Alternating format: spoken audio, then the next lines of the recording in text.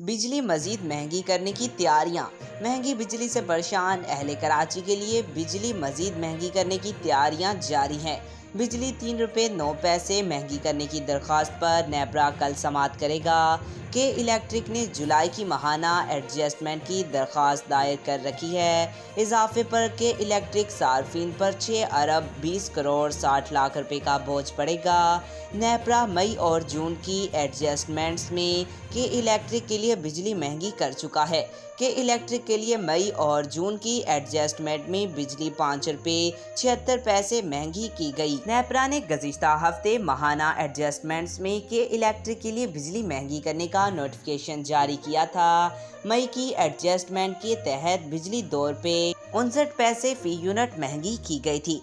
कराची के लिए जून की एडजस्टमेंट के तहत बिजली 3 रुपये 17 पैसे महंगी की गई थी। मई और जून की एडजस्टमेंट के तहत इजाफा अक्टूबर और नवंबर के बिलों में वसूल किया जाएगा। आज तक के लिए इतना ही। मज़ीद ऐसी मालूमाती वीडियो देखने के लिए हमारे चैनल को सब्सक्राइब करें।